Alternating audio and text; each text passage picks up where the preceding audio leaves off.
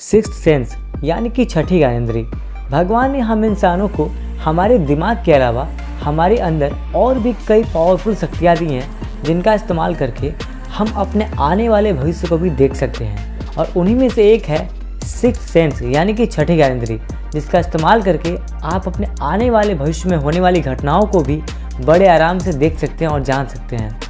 Hello दोस्तों, मेरा नाम है अर्पित एंड आप देख रहे हैं गॉड ऑफ साइंस। एंड आज हम बात करने वाले हैं हमारे अंदर मौजूद सिक्स्थ सेंस के बारे में और उसकी शक्तियों के बारे में। भगवान ने हम इंसानों को 5 ज्ञानेंद्रियाँ दी हैं, जिससे हम इस दुनिया में जी पाते हैं, जिनके नाम हैं eyes, ear, nose, tongue and skin. जिसमें से जो हमारी आइज़ हैं वो इस दुनिया को देखने के काम में आती हैं। अपनी आँखों की मदद से हम इस पूरी दुनिया को देख पाते हैं और समझ पाते हैं। इसके अलावा हमारी कान यानी कि हमारे ईयर्स सुनने के काम आते हैं, यानी कि हमारे आसपास कौन कौन चीज़ें हो रही हैं और उनमें से कौन तरह की साउंड निकल रही है, हर तरह की साउंड को सुनने के काम आती है हमारी ईयर्स, हमारे कान। इसके बाद है नोज़, हमारी नाक हमारी सांस लेने में काम आती है। अगर हमारे पास हमारी नाक ना हो तो हमें सांस लेने में बहुत ज़्यादा तकलीफ़ों का सामना करना पड़ेगा और शायद हमारी मृत्यु भी हो सकती है। अब इसके बाद है टंग। हमारी जो टंग है वो इस संसार में किसी भी चीज़ के टेस्ट करने के काम आती है, यानी हम जो खाना खाते हैं, हम जो कुछ पीते हैं, उसके टेस्ट करने के काम हमारी टंग आती है। और आखिर में आती है हमारी स्किन यानी कि हमारी त्वचा। हमारी त्वचा से हम अपने आसपास के वातावरण को फील कर पाते हैं, महसूस कर पाते हैं। सर्दी है, गर्मी है, फीलिंग्स हैं, या फिर हम अगर डरते हैं तब भी हमारे रोंगटे खड़े हो जाते हैं। यानी कि हमारी हर एक फीलिंग्स के लिए हमारी स्किन जिम्मेदार है। लेकिन इन 5 सेंस ऑर्गन्स के अलावा हमारी बॉडी के अंदर एक और सेंस ऑर्गन जो मौजूद होती है, जो आसपास के भविष्य को सेंस कर लेती है, समझ पाती है। लेकिन हम उसको नॉर्मली इग्नोर करते हैं, उसे समझ नहीं पाते कि वो क्या चीज़ है। असल में वही होती है सिक्स्थ सेंस। आपने कभी नोटिस किया कि आप कभी किसी पार्क में बैठे हो और बैठ के अखबार पढ़ रहे हो, और पढ़ते पढ़ते मान लो कोई इंसान है जो आपको कब से घूर रहा है पीछे से।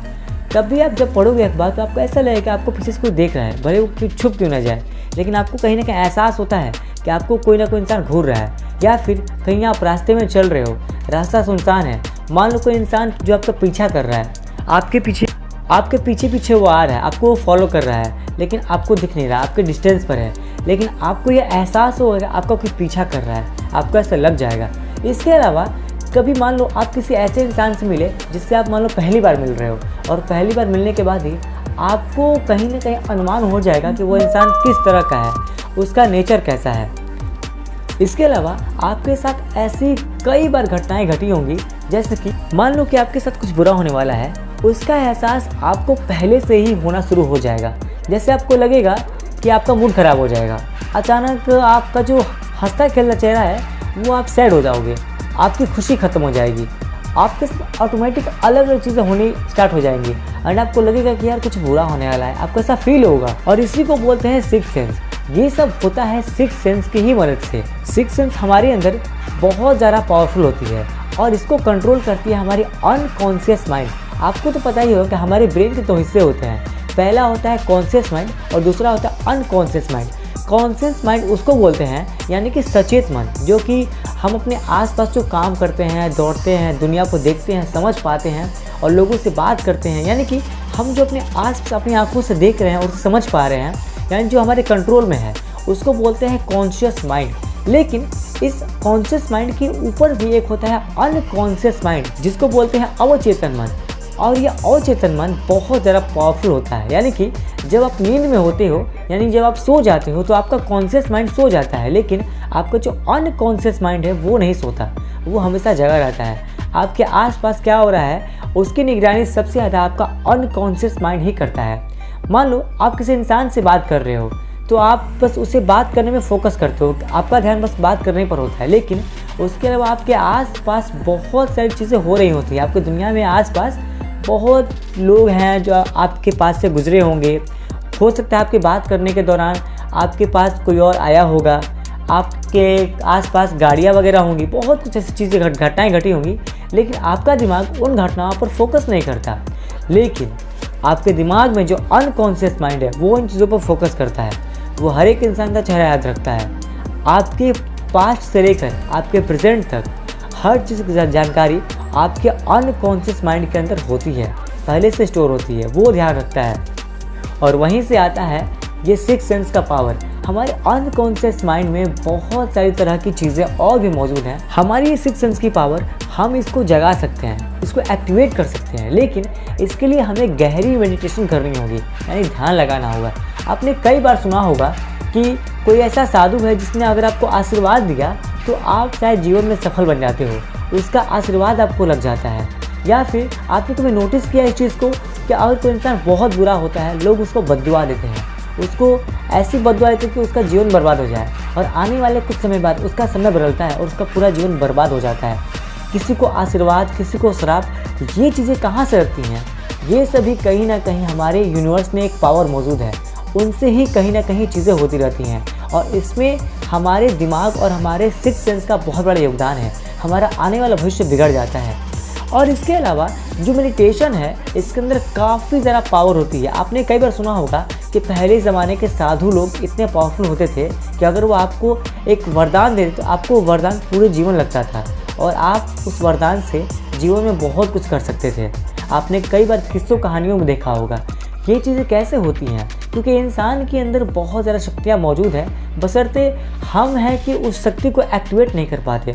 आपको पता होगा हमारे बॉडी के अंदर 7 चक्रास होते हैं, यानी कि हमारे शरीर के अंदर 7 चक्र होते हैं, और अगर हमने इन चक्रों को खोल लिया तो हम शायद अपनी सिक्स सेंस की शक्ति को और ज़रा बढ़ा सकते हैं। आप सभी के पास अपना अपना स्मार्टफोन है, और आप उससे इंटरनेट चलाते हो और दुनिया भर के इन्फॉर्मेशन को इकट्ठा कर सकते हो, एंटरटेनमेंट करते हो, एंजॉय करते हो इंटरनेट के माध्यम से।